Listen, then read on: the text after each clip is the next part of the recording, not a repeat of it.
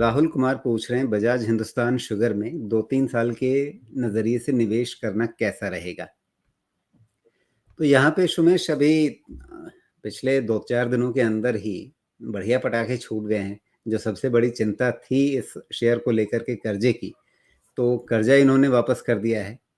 और जहाँ तक मेरी समझ है कि जो कर्जा इन्होंने रोका भी था भुगतान करना, वो इसलिए नहीं कि इनके मैनेजमेंट के पास या कंपनी के पास पैसे नहीं थे, बल्कि इसलिए कि शायद इनको कुछ इस तरह की सलाह मिली थी कानूनी रूप से या फाइनेंशियल रूप से कि अ, मतलब अभी पेमेंट करना सही नहीं रहेगा। तो शायद इस वजह से उन्होंने पैसा रोका था और फिर अ, अभी उन्होंने मामले को सलटाने के लिए पेमेंट कर दिया है और उसके बाद फिर बहुत अच्छी चाल भी इस शेयर में नज़र आ गई है। तो अब यहाँ से अपने सेक्टर में ये लगाड़ रहा है एक तरह से।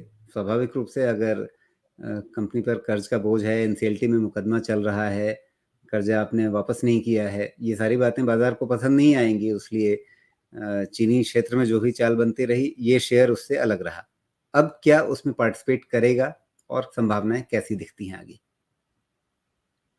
पहली चीज़ राहुल जी, अगर आप 2-3 साल के हिसाब से लेना चाहते हैं तो इन्वेस्टमेंट ग्रेड स्टॉक लेना चाहिए। चाहे बजाज हिंदुस्तान ने अपना कर्ज वापस कर दिया हो लेकिन कहीं पे इंडिकेशन तो रहा है कि लॉस मेकिंग यूनिट एक प्रॉफिटेबल यूनिट में कन्वर्ट हो जाएगा। वैसा फिलहाल तो नहीं दिखता है, इसलिए हमेशा इन सब स्टॉक्स को एक पिंच ऑफ सॉल्ट के साथ लीजिएगा। मेरा ऐसा मानना है। मुझे ऐसा लगता है कि यहाँ से तो फिलहाल नई खरीदारी करनी चाहिए। ये एक न्यूज़ बेस्ड ट्रिगर था, खत्म हो गया और कंपनी कुछ ऐसे गुड शेप में तो मुझे नहीं दिखती। अभी गुड शेप में आने के लिए ही इनको साल 2 साल पता नहीं कितना लग जाएगा। किसी ने अगर खरीदना है, ट्रेड करना है, एक बार ये जो गैप बना के गया है, मुझको लगता है गैप खत्म होगा और मोस्ट लाइकली अब ये 13 के नीचे क्लोज़ नहीं देगा तो अच्छा है। आपको कुछ भी करना है स्टॉक में, साल, 2 साल, 3 साल, जितने साल के लिए भी लीजिए। पहला एक करंट स्टॉप लॉस लगाइए बिकॉज़ ये फंडामेंटली इन्वेस्टेबल कंपनी नहीं है मेरे हिसाब से। इसको इन्वेस्ट करना है इसमें आपको, तो आपको रिस्क कंटेन करते हुए एक स्टॉप लॉस के साथ। तो फिलहाल वो 13 ऑन क्लोजिंग बेसिस दिख रहा है, क्योंकि उसके बाद शायद अगर उसके नीचे क्लोज होता है तो मोस्ट लाइकली इसका जितना भी फॉर्मेशन है सब खत्म हो जाएगा, वापस ये 10-11 वाले रेंज में जाके स्टेबलाइज होगा। आप ध्यान रखिए कि 13 से 10 कितना परसेंट होता है, बस इतना ध्यान रख लीजिएगा। इसलिए 13 का 10 नहीं देखना है हमें, हमें देखना है कितना परसेंटेज का हमारा कैपिटल लॉस होगा। तो उस हिसाब से आपको ध्यान रखना है। मुझे लगता है कि ट्रेड भी करना चाहें तो जब तक ये गैप खत्म नहीं हो जाता है, मुझे नहीं लगता ट्रेड करना चाहिए, और 13 के नीचे क्लोज हो जाए तो छोड़। जी। तो अगर ये 13 के आसपास उस गैप को भरने के लिए आता है, 13 साढ़े 13 उसके आसपास, 13 टूटे नहीं तब तक, तो क्या वहां पर एक बार को ट्रेड या इन्वेस्टमेंट के हिसाब से कोई फैसला लिया जा सकता है? देखिए, हर किसी की अपनी एबिलिटी है। ये 12-13 रुपए वाले स्टॉक में आप देखिए, अभी किसी को भी एग्जाम्पल लेना है तो वोडाफोन आइडिया पिछले 3 साल से तो लोग होप में ही जी रहे हैं कि 10 रुपए, 12 रुपए, 9 रुपए, 8 रुपए।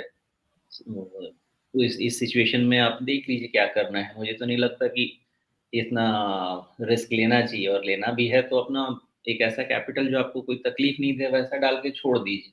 अगर कुछ होना है तो हो जाएगा, लेकिन मुझे नहीं लगता कि इसमें बहुत ज़्यादा ऑप्टिमिस्टिक होने की ज़रूरत है। अगर 13 के नीचे फिर से क्लोज होने लगता है तो ये टेम्पररी यूफोरिया है। ऐसा क्या हुआ है डेट रिपेमेंट के कारण कि कंपनी का पूरा नक्शा चेंज हो गया है। नक्शा चेंज होने में बहुत टाइम है। तो उसके रिजल्ट को देखिए, अगर अच्छा होना है तो इसको अच्छा रिजल्ट लाने दीजिए, डेट कम करने दीजिए। अभी डेट कितना भी कम हुआ है, डेट इक्विटी तो बहुत हाई, वो टॉलरेंस से बहुत ऊपर है। जी। तो मसला ये कि कर्ज की वापसी, मतलब बकाये कर्ज की वापसी, जो रुका हुआ था पेमेंट, वो वापस हुआ है, लेकिन अभी भी डेट है बुक्स में, और वो डेट इक्विटी का रेशियो अभी भी एक सीमा से ऊपर ही है।